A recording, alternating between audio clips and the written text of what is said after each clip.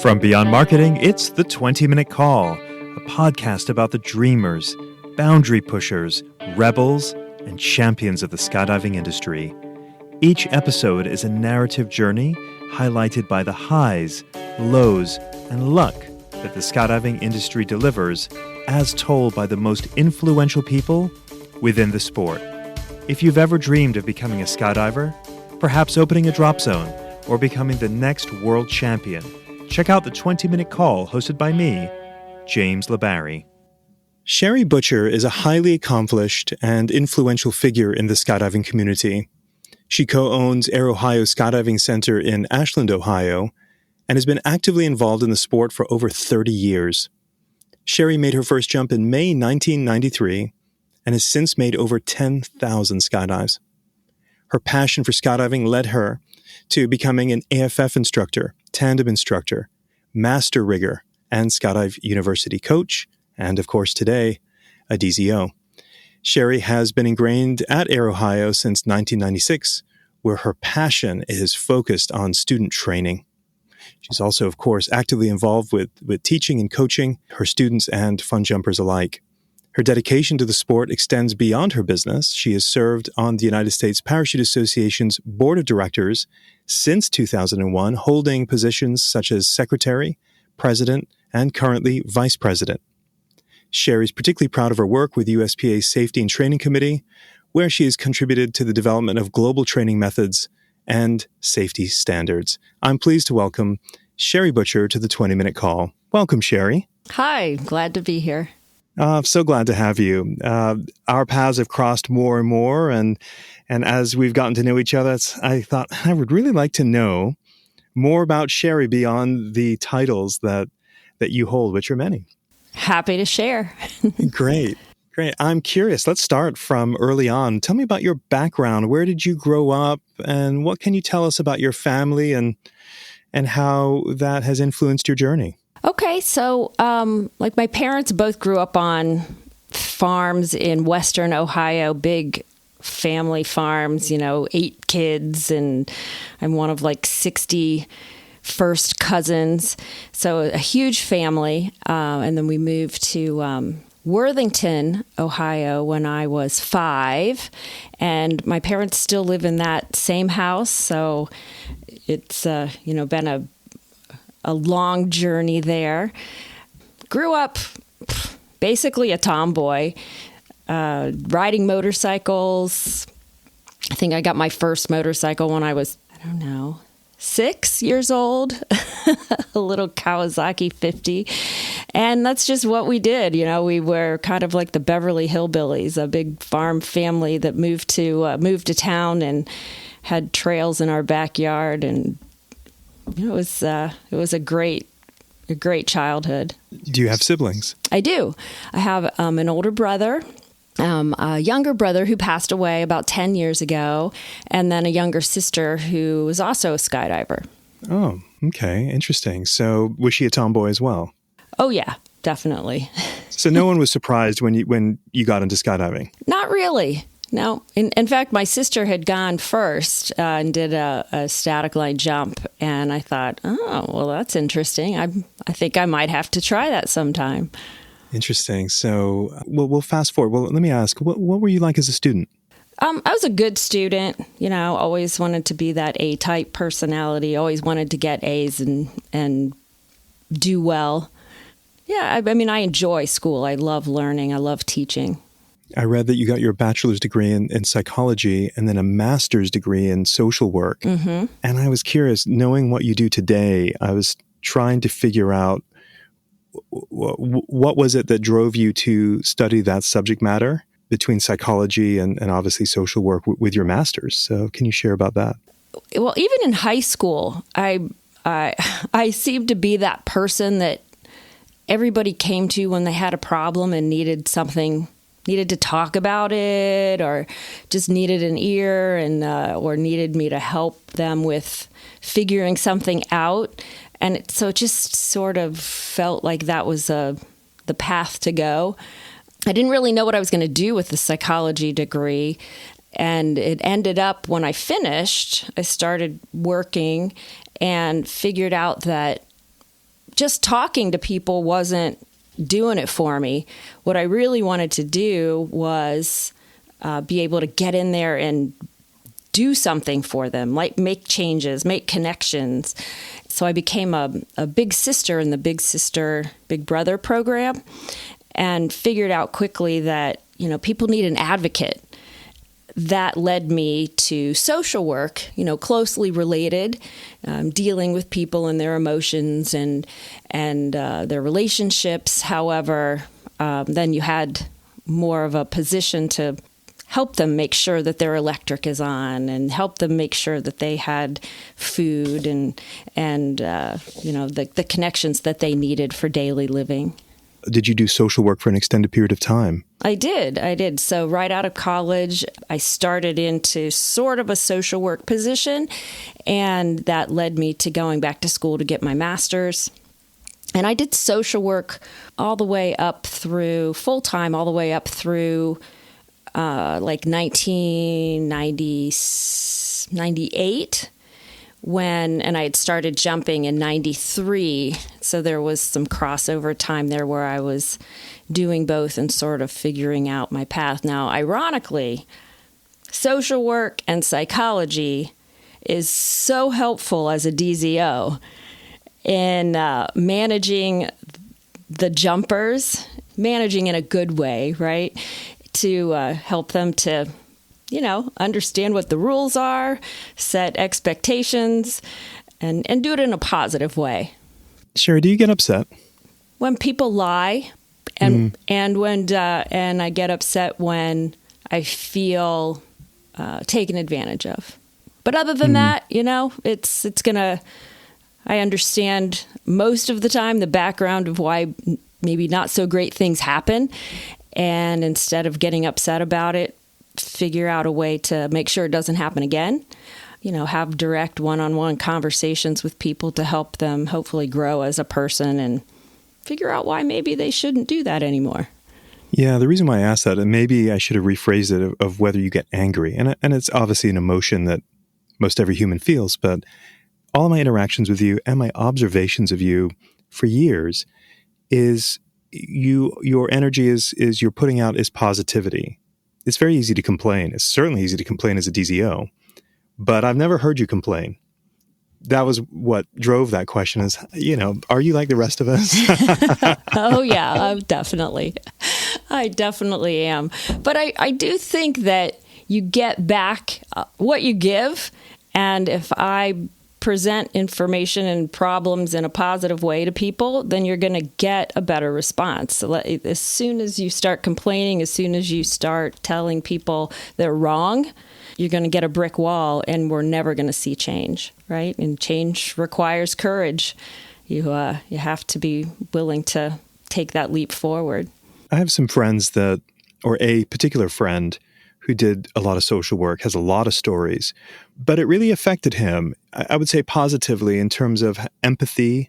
Many of us have been fortunate to be privileged to not be in some circumstances that a big part of our community does struggle with. And so I'm curious how much that has changed you or framed you in terms of how you live your life. Am I phrasing that to where that makes sense? I'm not sure exactly what you're asking.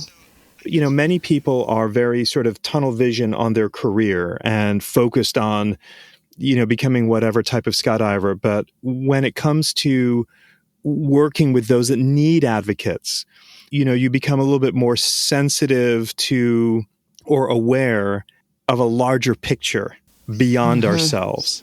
And I'm just curious, I'm sure that, anyone that's done social work, you see a lot of hardship.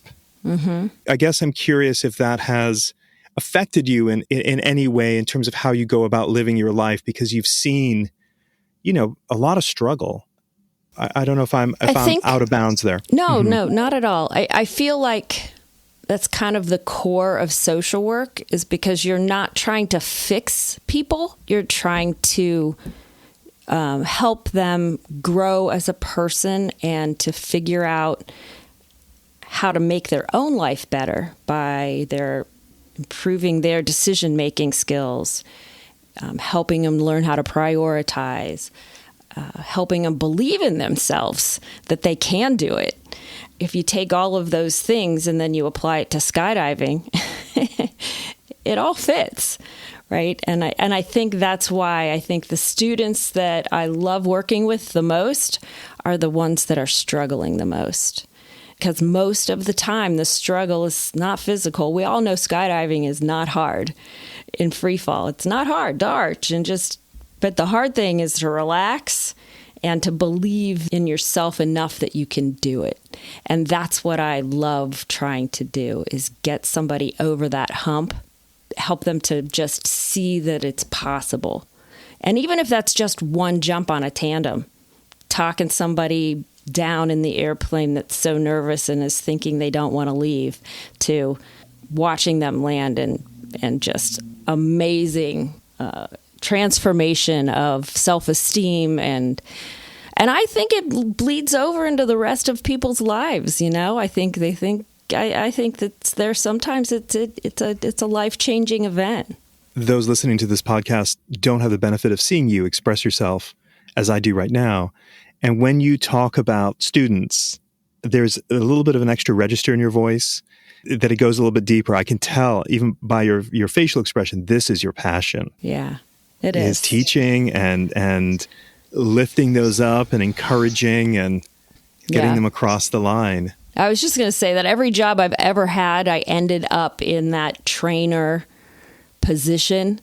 Even in college, those kind of, like a hostess. Okay, I wrote a training manual and tried to teach people how to be better at that job. And then finally, when I started skydiving, I'm like, oh, here it is. Oh my goodness, this is something I absolutely love.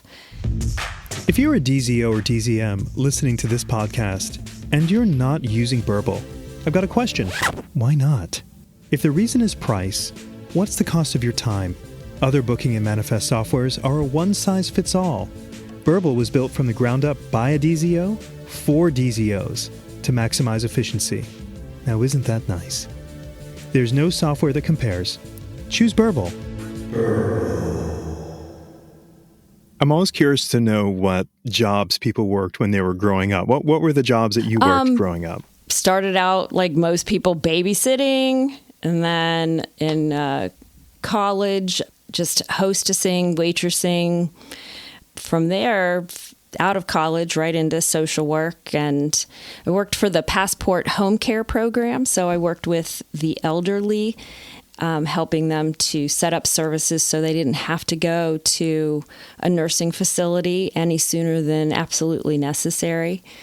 And worked with the families of those people to, have the support that they needed to keep that person at home for as long as possible. And that's what I was doing right up until I went full-time skydiving, running the drop zone and teaching. It seems to me, Sherry, the theme that I'm capturing here between your jobs and your passion for your students is that you have a very big heart for others, is my takeaway. It makes me feel like the person that I see in Sherry Butcher is the real person that I see in Sherry Butcher whenever we interact. You clearly love doing what you're doing. I do. It's very refreshing. I do. I knew a long, long time ago that when I retired from whatever else I was doing, this was going to be the end game. This is the rest of my life, for sure. What was the circumstance that led you to making your very first skydive? Well, as I had mentioned, my sister had done a static line jump, which I found so interesting. I just happened to be at a restaurant bar kind of thing in the early 90s, and a group of skydivers came in. We ended up talking to them, and I got a business card from one of them, and that was down at Skydive Greene County, Jim West's place. I carried that around for a couple of years in my purse, just thinking, well, yeah, I'll do that someday. And ironically, another evening out with friends, and another group of skydivers came in and talked us into going skydiving the next day.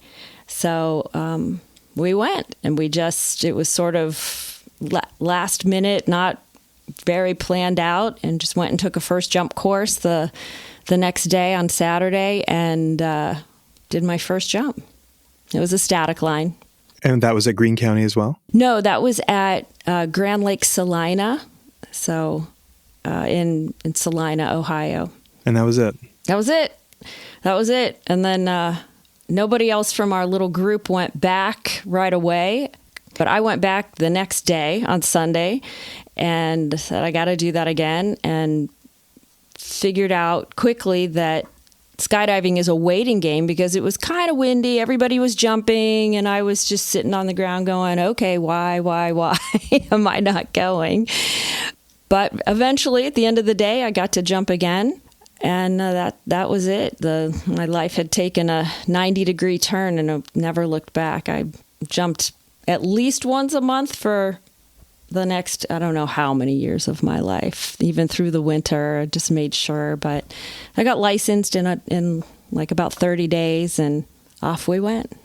I don't know if I had the timeline right, but you had a lot of ratings within 5 years in the sport. TI, AFF Instructor. I have a friend who just became a tandem instructor.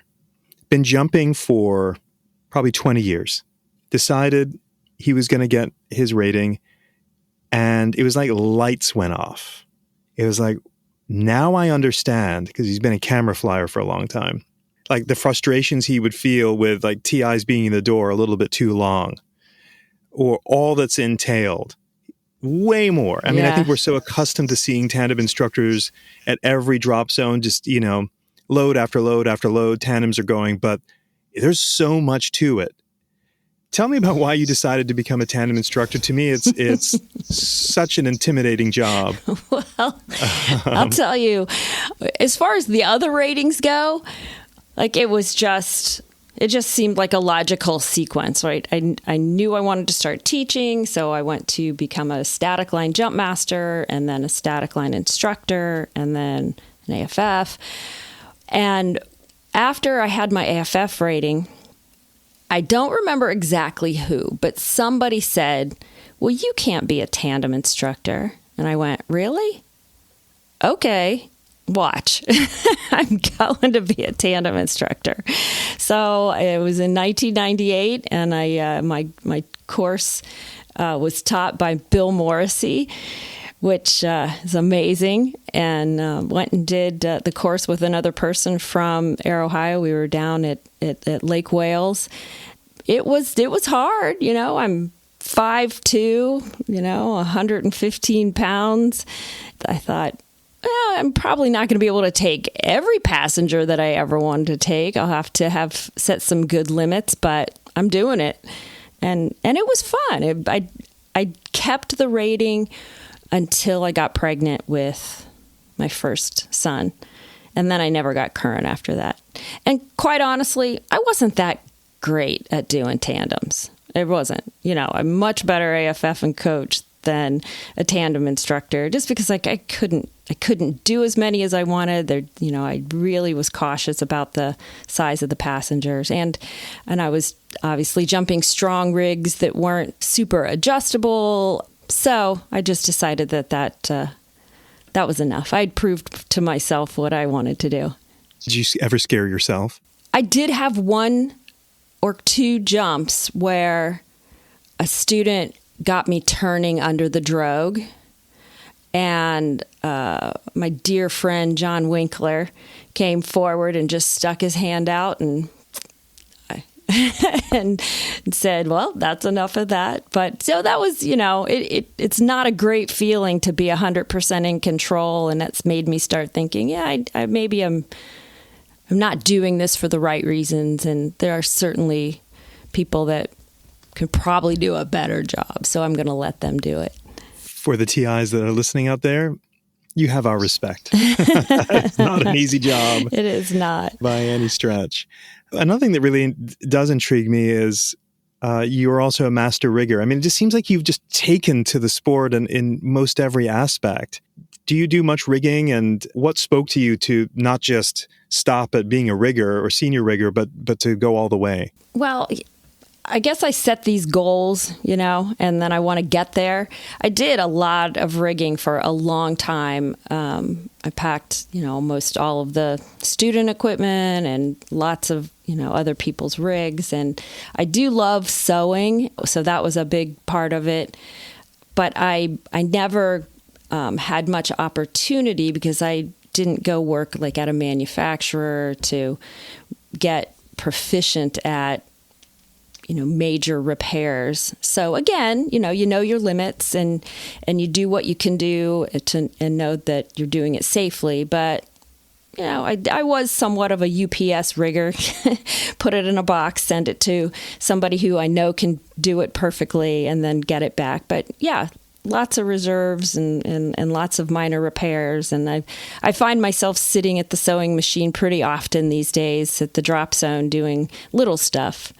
Did you work with Dave DeWolf getting your ticket, or? No, I initially got my senior rigger's ticket with Mark and Kathy Schlatter, and then I got my master rigger's ticket with Mark Cruzy at Cross Keys. Mark Cruzy's name just continues to intersect through many, many lives. It seems like the more people I speak with, his name gets mentioned an awful lot. Yeah.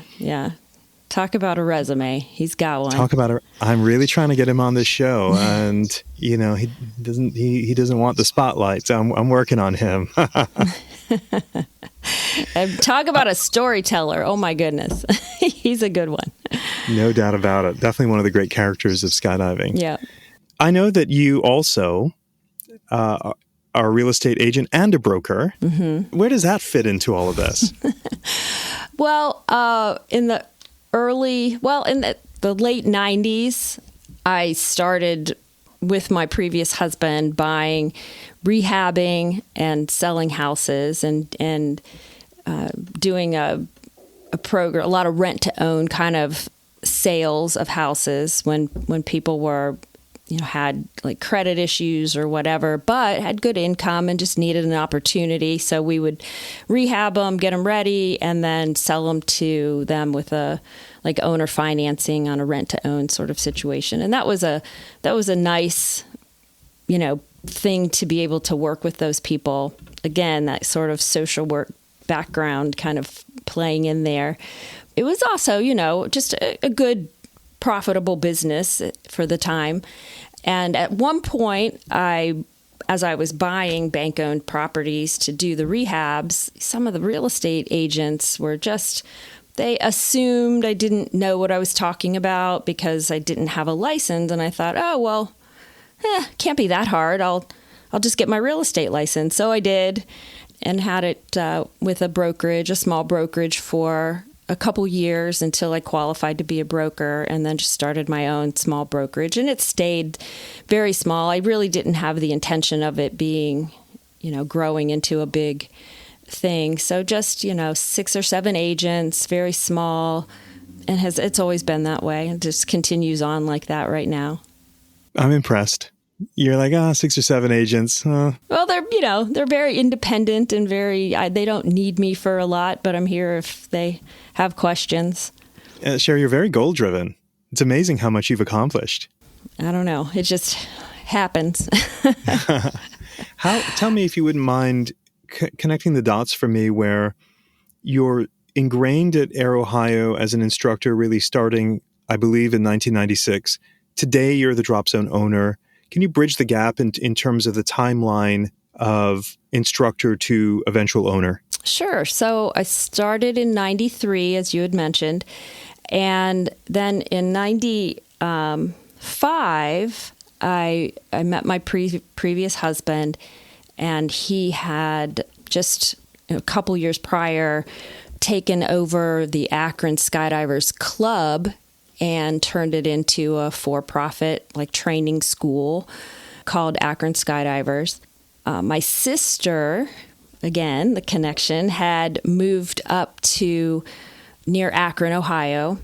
The drop zone was in Wadsworth at Sky Park Airport at the time. And I went up to see her, and I, at the time, was licensed, had, maybe 150, 200 jumps at the time. And she had not been jumping. So she wanted to keep going. So I went up, and she was going through the AFF program. So I would go visit her.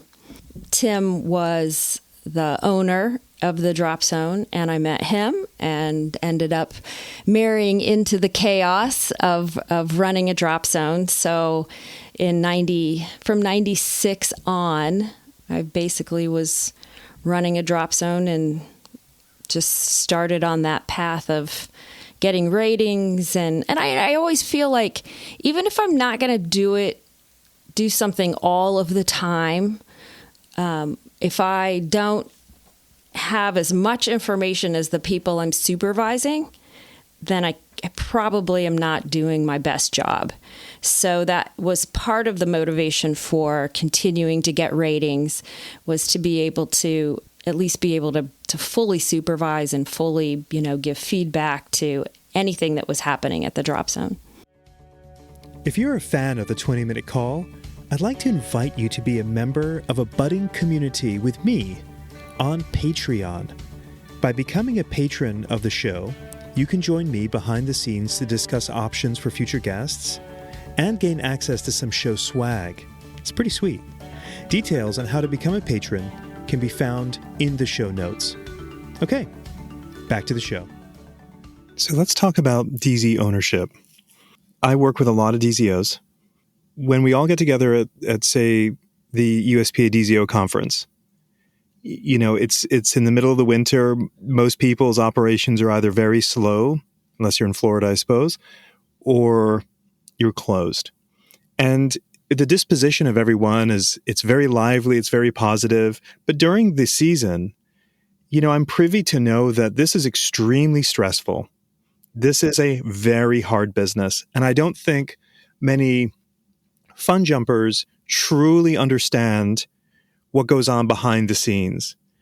And I remember, as a drop zone manager, not even as an owner, to feeling the contrast on some days where I'm feeling stress amidst people having literally the best days of their lives. Mm-hmm. A smile, while concerned of, are we going to have enough fuel for today? Are we going to have to get fuel from over at the FBO? I'm looking at the weather forecast, and I know weather's moving in, and we got a lot of tandems for the day, just a myriad of things that are going through your head of, ooh, that landing didn't look so good, or willing people to flare. Right. It's a lot. And then, revenues tied to uncontrollable variables like weather, when people get injured, when people get killed. It's a lot. It is. How do you manage that stress? Well, like many other people running a drop zone, I think I function best when there's too much going on, and I'm just completely 100% in on that day. I absolutely love making the machine work. Looking at all of the moving parts, and no matter what happens, just being able to jump in and fuel the plane, or pack a parachute, or check in the student, or get tandems dressed, or whatever, right? So you have to be able to do all of those things. And I think part of managing the stress is being able to step in and delegate so that everything can still happen. Now, there's always going to be delays. There's always going to be problems that pop up. And obviously, you just have to put on your emergency room hat, as I call it, and take a deep breath and know that you can only do what you can do sometimes. And sometimes just saying no is the best way to manage stress. Like, no, we are not going to fly this load. The winds are squirrely. I would rather say no than to be watching parachutes open and thinking, oh, God, please hurry, just get to the ground. Come on. So I think you have to just set limits to manage the stress. But I love the chaos of it. I love running the drop zone. I love the challenge of making sure every student gets out so long as the conditions are right. And I really feel like it's just a happy place. People come there to get away and forget all of the other bullshit going on in their life, right? And the last thing they need from me is anything other than, how can I make your day better? Awesome. What has been your most challenging day as a DZO? The tandem fatality at our drop zone many years ago was the most challenging day. Yeah. It's such an extremely hard and life-changing event. Yeah, I often recall, in my role at the drop zone, I feel like that's the scenario. That's the worst day for a DZO. That's the worst case scenario for sure. Mm-hmm. And I don't know, I imagine you experienced this as when we, during my time, we had fatalities, and it's almost when it occurs, I'm in business mode. It's like my emotions have to go in check because there's now a lot to get done. Mm-hmm. I don't know if this is you, but it was me, of the processing of, say, maybe losing a friend or a colleague. There is no time to grieve early in that occurrence, because you're working with the media, you're working with the community. You have to, eventually coordinate ash dives and sort of be on your caretaker. Mm-hmm. Right. The grieving is weird. While the whole community tended to grieve, I often felt like I'm in business mode to take care of the community or what needs to be done, and maybe eventually, or maybe not even allowing time to grieve. I don't know if you have experienced that, but it certainly was that way for me. It definitely was that way. I had no time to be upset that particular day. All I could do was take a step back, look at the logistics, what needs to be done to manage this horrible situation to the best of my ability, and then execute. And it was really, it was several days later where I finally let myself feel everything and think about the long-term impact of this. And just the embarrassment of the whole, my personal embarrassment, like how could this happen at my drop zone? How is it possible that with every step of my being, I'm trying to stay ahead of the game? How could this possibly happen? Trying to find some explanation for that, and hopefully eventually forgiveness for that. And it took a long time, and then the fear that I felt over and over and over watching people leave the airplane, and thinking, wow, is this it? Will I see him when I land? Those kinds of things that you have to work through take a long time. And I know many skydivers out there know what I'm talking about, because, this is sometimes not a very forgiving sport. I've shared on this podcast before, I knew it was time for me to leave drop zone management because I've been an unqualified first responder, just, reacting when I would see somebody get hurt, and, seeing a lot of broken, bones and pain. And through time, that started to eat me up a little bit.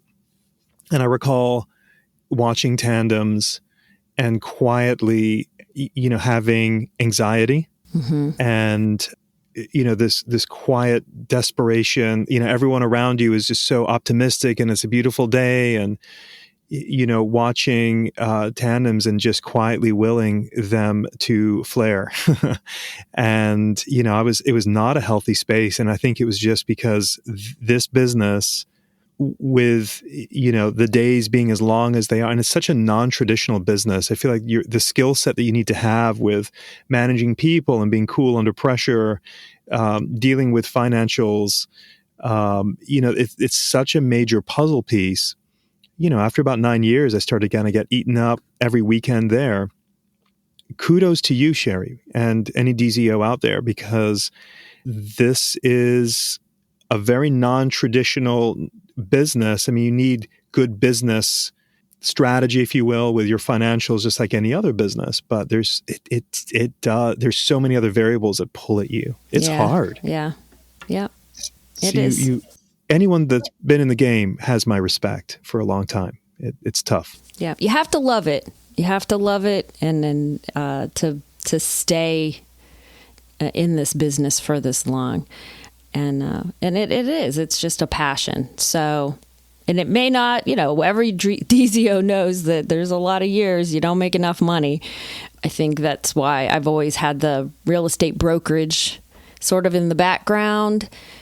So there's some level of just, comfort that there's something else going on financially, and then I can make decisions at the drop zone, not necessarily based on money, because that can't be the first priority if you're going to be in this in the long run and you want to protect and grow your business.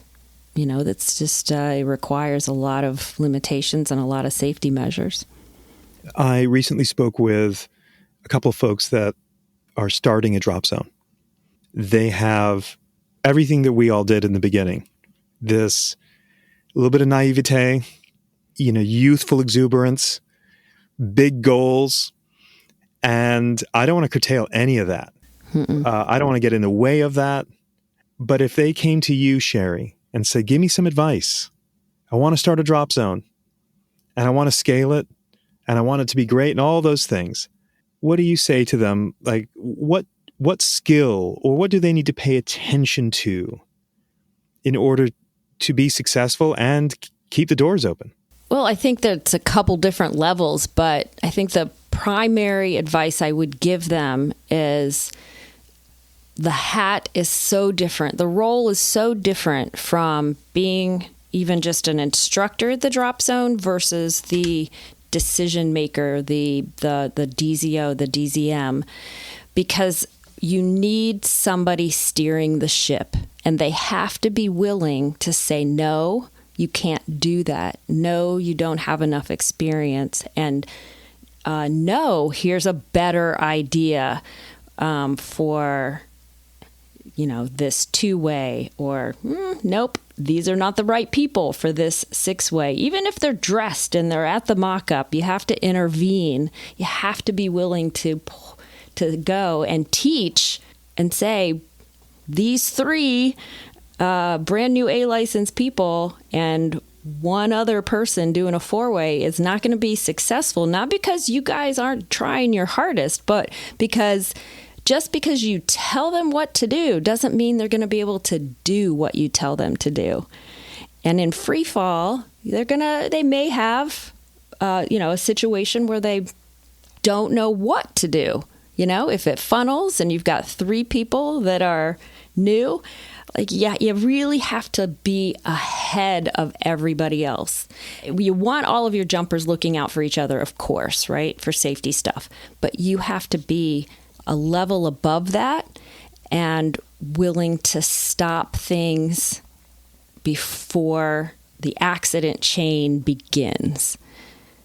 Be willing to stop that accident chain.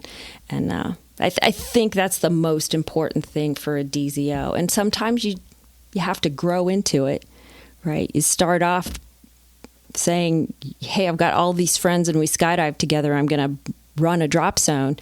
And that's awesome. But know that relationship is going to need to change a little bit. And you're going to have to put your manager hat on to enforce the safety side of it. And I say this in the nicest possible way. Most of the time, skydivers want to know what the rules are because they want to go home that day too. So you have to define them and you have to enforce them. And I think that culture starts at the top, at the drop zone. And if it's lackadaisical kind of safety culture, then, you may go for years with no problems, but it's going to catch up eventually. In other words, you're not winning any popularity contests. No, but you know what? Maybe, but I think you can do it in a respectful way, and you can do it in a teaching way. And right, you might have some people that go, "Oh, well, that's stupid," right? Of course I could go do this jump, or you're just being overly conservative. Okay. I'm all right with that. You can be upset with me for today, and then there's going to be a day where something happens and you go, yeah, okay, she was probably right. Sherry, you set goals, you go out and get them. Any goals that you're working on right now that you're driving towards? I recently joined, as you know, the museum board.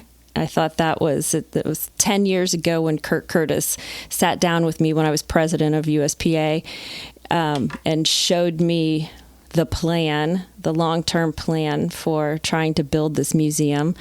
I bought in and thought, well, okay, this is great. I can see myself as a 95-year-old lady working at the volunteering at the museum, telling people about rigs and sort of a silly thought. But I remember thinking that, like, how cool will this be when it's built? That was one of my recent goals, was to join the museum board and get more involved and sort of learn what's happening there. So I'm just a baby on that board and trying to figure out how I can help. That's probably the newest of the endeavors. I'm still 100% committed and working on the USPA board. That has been just a driving force in my life over the last 20 plus years. That's a perfect segue. I'm so curious what has kept you going for so long. I mean, thank you for your involvement with USPA and your leadership. I have worked with USPA in a lot of different arenas, and I think I understand the value and the importance of USPA. But a lot of people do not. I have to believe that many who serve with USPA feel underappreciated by many, I think. Why keep doing something if you're underappreciated often, or do you even feel that way? Not to put words in your mouth. Yeah, I don't know. I don't know that I feel underappreciated. I just feel like, skydivers come to skydive, and most of them don't care about that bigger picture, and that's totally fine, right? They want to go have fun with their friends, get on an airplane, go as high as they can, as fast as they can for the least amount of money, right? That's okay. I guess with a teacher sort of frame of mind, what I really enjoy on the board is watching our wonderful group of directors sit down, hash things out, come up with a plan, and then the amazing staff at USPA helping us to implement that and seeing it go national and international. And then, you know what? 3, 5, 10 years later, holy moly, it made a huge positive impact on training, on safety, on fatality rates, on, that's what I love. I love seeing our little ideas end up being something big, and it's very collaborative, and it's, we're doing now this past term has been so amazing because we completely rewrote the sim, and everybody's going to love the 2025 sim. I can't wait for people to use it. We're updating the canopy control information and training for students and for licensed jumpers, and that's in progress. I'm leading a canopy control task force as part of the safety and training committee, and it's just, there's so much more to learn, and I think that's what keeps me going. Every term, there's always something that needs done, right? There's always something else that we should be focusing on. And there's been lulls, right, where we we were busy and not busy and busy and not super busy. And but it's really turning a corner right now, getting a lot of things updated, and we're going to update the IRM. We're starting that project in October. I don't know. It just doesn't quit. And I think that it's important, and I love being a test bed, at Aerohio, because I come home and my poor staff, I'm like, okay, guys, we're trying this. It's not going to come out yet for 8 more months, but I need some feedback, so here we go. And once again, you light up talking about it. What do people that are not quite sure what USPA does, just don't really understand what goes on, what would you wish for them to know? Couple things. First of all, that USPA's presence in Washington is important. In the bigger aviation world, USPA's voice is very important for us to maintain our place in the sky, our place at airports. And that airport access is huge, and USPA has done a great job supporting drop zones that were having trouble with airports. Again, it's something that we can't do it ourselves. We could as a DZO, but it would be much harder and take much longer, and we may not be as successful. But with the experience at USPA and their connections and knowing the process for airport access, it makes it better. And they're always looking at the big picture. They're looking at what affects every drop zone across the United States and making sure that the decisions that are being made and the programs that are being implemented are not just good for the big destination drop zones, but for every 182 drop zone as well, because that's the foundation of how our sport grows and sustains itself. This podcast is sponsored by Beyond Marketing, the digital marketing agency for the skydiving industry. Now, I'm not a fan of lots of ads during a podcast. I mean, who likes ads? So I'll stop talking about how marvelously wonderful Beyond Marketing is. But if you're curious about what the amazing people at Beyond Marketing do to help drop zones and manufacturers thrive, then you should check out their website at dropzone.marketing. That's dropzone.marketing. You're so passionate about student progression, student training, and technology is coming in, is evolving. Like VR gets me excited, particularly for canopy training. What are you excited about with student training coming down the line? One of the things that we did last year, so it was in October of almost 2 years ago now. We had Melissa Nelson and David Cherry and Leah Levy came to the drop zone because my partner, Dave Lepka, who's partner in life, partner at the drop zone, just supports me in ways that I just never thought I could find somebody that would do that for me. But we had them come to the drop zone to film for an online first jump course. And I know several drop zones have done this with Melissa and her company, and it has been amazing. So we did that in 2023, and then in 20 years ago, my previous husband and I did a first jump course video modeled after Roger Nelson's original first jump course video, and that was out for years and years. And so I just thought that it was ironic then that his daughter came and helped us film all of the parts for our online first jump course. And the process of having a student do the online first jump course before they come to the drop zone, just like, all the sections, quizzes, a final test, all the videos, they show up at the drop zone so well prepared, so confident with this base knowledge, and then we can spend, a couple hours with all of the practical training that we do. They are ready to jump, like 2.5 hours after they arrive for a Category A first jump, and very confident. Like, it's just such a great mental position to be in, and then physically we can spend more time with the muscle memory and the practice and additionally, we just added Skydive VR to our program at the beginning of this year. So now we have the online first jump course, really focused training when they arrive. And then the last thing they do before they get on that airplane is go fly and land a parachute with the Skydive VR program, which is awesome. So most of the students say, they land from their first jump and they're like, I feel like I've jumped twice, because it's so realistic. It helps them so much with understanding the wind, where they can and can't go, the flying that pattern. And if somebody struggles, well, then we just do it again, right? Until they feel comfortable. And so much of the stress of a skydive is exit, pull time, and landing.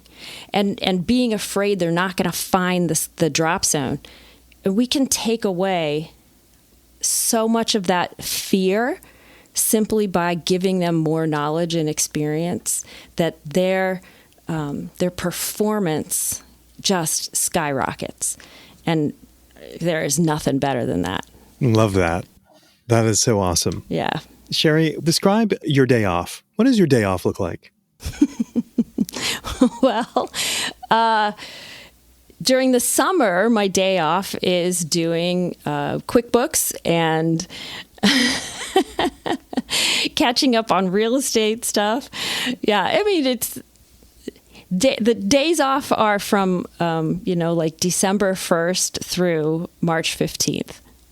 And that's, mostly rigging and planning and whatever else. But in the summer, I don't know. It doesn't feel like there's a lot of days off, but that's okay. You got to make hay while the sun is shining. In a seasonal drop zone, we know that you just got to go hard and as fast as you can until that season's over. So I guess I take that back. My days off during the summer are going to see like my parents, my son, Alex, who is in Columbus, going to school, going to see Dave's mom. So yeah, if we're not running at the drop zone or if we have a weather day, that's what we do is try to keep up with them. If I could give you the benefit or a gift of time, let's say, hey, Sherry, you got 6 months to go do whatever you want. DZ's taken care of. All your responsibilities are sorted out. What would you do with that time? If you could just dream. Travel. I haven't done a lot of traveling. I would love to go see different parts of the world and go skydive in different parts of the world. It's not something I've had an opportunity to do. Do you listen to or read books or podcasts, or what do you consume? I do. A lot of like health.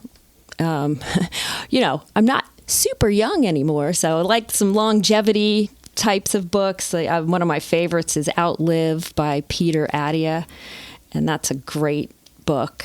A lot of psychology kind of things. Mostly, like as far as podcasts go, Lunatic Fringe, I think, is interesting to listen to. Of course, I've listened to all of the 20-minute calls. Mostly, I know so many of these people that you've interviewed, but I know what they've done, but not how they got there. And I love the backstory. I love hearing about the struggles and the perseverance and what they went through to get where they are today. It's really pretty impressive. Other just aviation podcasts, but yeah, mostly audio books. I don't feel like I have time to sit down and actually read, but I'm always listening to something. I'm always curious to know what folks are consuming. It's always sort of interesting, and I always like to write down everyone's sort of books that really affected them. So I'll check that one out that you mentioned. So I'm always curious, Sherry, about what I term as crossroads moments. A moment in time that occurs that had it not happened, and it may seem almost inconsequential when it happens, but it changes the course of your life. What would you say has been a key crossroads moment for you? Well, one is obviously meeting those skydivers at the restaurant and getting that business card, sort of planting that seed. I don't know when I ever started thinking about skydiving prior to that. So I think that was definitely a crossroads moment. And then when I started jumping, I met Ron Langendorfer, who was the Mideastern Conference Director, as they were called then. And he flew his plane into the airport. And I thought, man, that's kind of awesome. Like, he's on this board and it's all about skydiving, and I want his job. And so that made me aware of USPA and the board, and it made me look into kind of what they do and made me interested in going to board meetings. And that's how I ended up on the board, is I went to a board meeting and just was there. And it happened to be when the current Mideastern regional director resigned and had not come to that meeting. And so I said, I'll do it. I would love to be the regional director.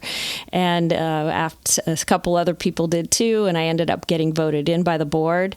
The system was a little bit different then than it is now, as far as filling of a vacancy.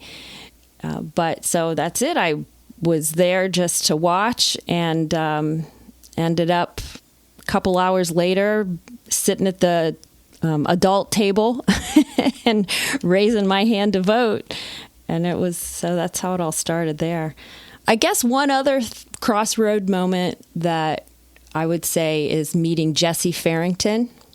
I was always wondering, like, how would it go if I had kids, and can I do that, and can I still be a skydiver, and, all the social pressures on women to be a mom, and this, way of, everybody thinks you should be a mom.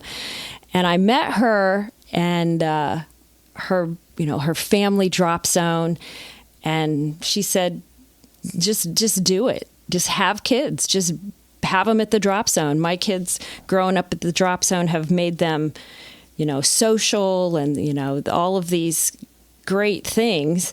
And she inspired me to say, okay, I really want this family drop zone. I want to have my family there all the time. I want to have my kids grow up at the drop zone. That's what I wanted. So that's what I did. And now my oldest son, Andrew, has started jumping when he was 17. We got a waiver through the board, and he's got like 4,500 jumps. He is game on 100%. Just went to his first canopy piloting competition this past weekend and came in third in the distance category. So yeah, it's awesome. And I'm just lucky to have both of my boys at the drop zone on a pretty regular basis. And Alex, not so much right now because he started school, but he worked there with us for a while. Amazing. You've had an amazing journey, Sherry. Yeah, it's been great. Clearly, it's very evident to me that you're right where you need to be. I mean, you're very passionate about your participation with USPA, about student training. And I will say that I think you, as a drop zone owner, manage that with grace. It's not easy. And I respect you for many of the roles that you play, but especially because I have empathy for that, drop zone operations person. And it definitely takes toughness. It takes balance. It pulls on the best that you've got. So you certainly have my extra appreciation there. And I appreciate you for getting involved with a lot of things, because, last time I checked, involvement in USPA is not a paid position. It's a lot of time. No. So thank you for your passion for the sport and positively affecting so many people that are coming through Aerohio that, gosh, I can't imagine having a mentor like you, guide me through. So it's been a pleasure learning your story, Sherry. Thank you for your time. Oh, thank you. Thank you. And I do have to say, since we are in the election cycle for USPA, if this comes out before the election starts, it starts October 1st, and voting is through October 31st, and there's a lot of great candidates, but I'm super hopeful that I get another term to continue on with our projects. I am too. Go out there and vote, everybody, for everything. Vote for everything. Great. Thanks so much, Sherry. Have a super day. All right, thank you. Hey, everyone. Thanks so much for listening to the 20-Minute Call podcast. Please do follow us on your podcast app so you always have the latest episode, which is released every Monday. If you want to contact the team, our email address is podcast@beyondmarketing.xyz. This episode was edited and engineered by Garnet Znydrick of the YouTube channel Blue Skies, Fun Days. Thanks for listening, and join us next week for our next episode.